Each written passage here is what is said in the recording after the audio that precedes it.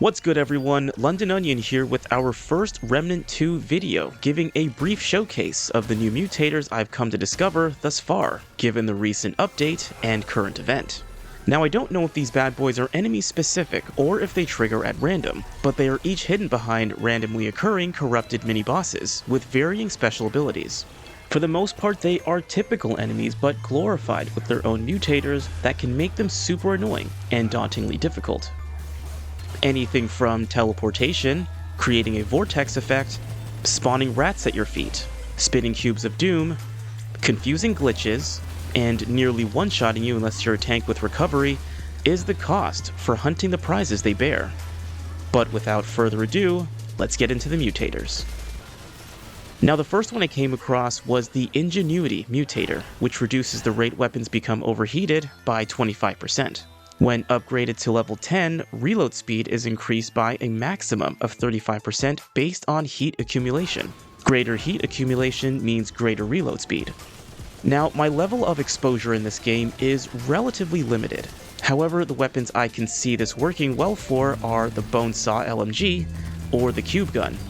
On the Bone Saw, one can more easily take advantage of its tightening accuracy over time. But without a level 10 upgrade, the long reload can still make this weapon somewhat annoying. The Cube Gun on the other hand has no drawbacks, but also will not benefit as much with a level 10 upgrade. Next up is a mutator called Latency. Latency is a melee weapon specific mutator, and reduces the required damage for melee weapons that demand such to ready special abilities. Now, I personally have not come across a weapon with such requirements yet, but perhaps there will be builds I can speak on in the future that may benefit well from this mutator. Carrying on, I came across Kill Switch. This one was earned from a Blight Spawn or a glorified Orange Ooze and was easily the most frustrating. Kill Switch creates a 7-meter radial explosion that deals 50 damage units and comes with a 10-second cooldown. Upgrading will increase its damage, and at level 10, any kill with a weapon switch to the weapon it is applied to will reduce the cooldown by 1 second. In my rather brief experiments though, the explosion does not seem to cause any kind of stagger, and so enemies can easily attack through it. Switching between one's mod selection and regular fire will also trigger the effect. This mutator would work rather well with any close-range weapon, and I would go as far as to say that the Gunslinger would benefit most, since they seem to have a prowess for expelling ammo quickly and switching between them for frequent damage. This is a class I will cover in the future for archetype build-related discussions. Next we have Bottom Heavy. This mutator increases fire rate by 7.5% and additional 1% for every 10% of a magazine depleted. When upgraded, the additional percentage increases by 0.1%, and when maxed out, reload speed is increased by 20% when ammo is depleted.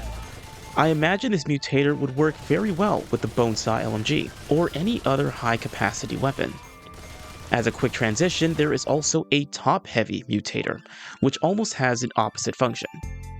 Range damage is increased by 7.5% based on how close the magazine is to max capacity. Upgrades increase the damage percentage by an additional 0.75%. When maxed out, weak spot damage is increased by up to 20% on the same basis. I imagine this can be used for both high and low capacity weapons. Unless I have this incorrectly, single shot weapons should be able to have a permanent boost to damage or weak spot when maximized. Otherwise, weapons with low ammo capacity can also reap some good benefit. Following, I discovered Shocker, which inflicts shock damage after empowering one's weapon. Empowering is activated after 5 successful strikes, and requires a charged melee hit to inflict 50 shock damage units to all enemies in a 10-meter radius. Upgrades increase shock damage by 5 units, and when maxed out, applies Overloaded, dealing 100 damage over 5 seconds. Anybody who wants to specialize in melee damage, or perhaps even using a Challenger, may really benefit from this mutator. Next up on the list is Spirit Healer. This one regenerates 5% health over 5 seconds for every 500 mod power spent. Upgrades lower the mod power requirement by 20 units.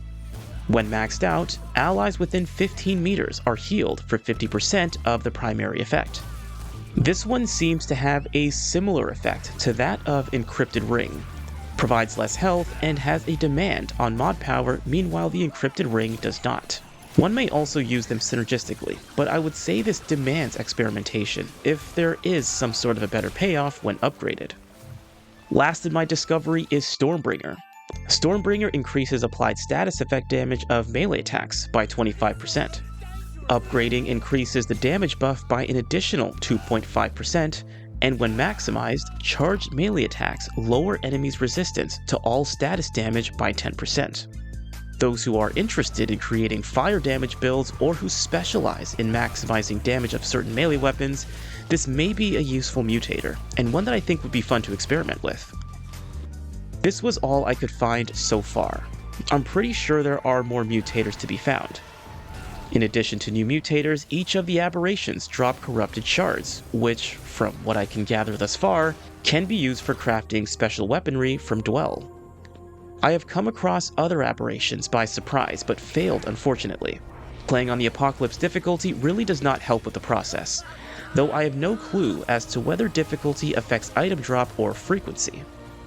As far as finding these mutators, the best place I found to farm these aberrations was in Losam, Briella's Garden Zone, as I found the Elite Sound Cue Horn to be more frequent there.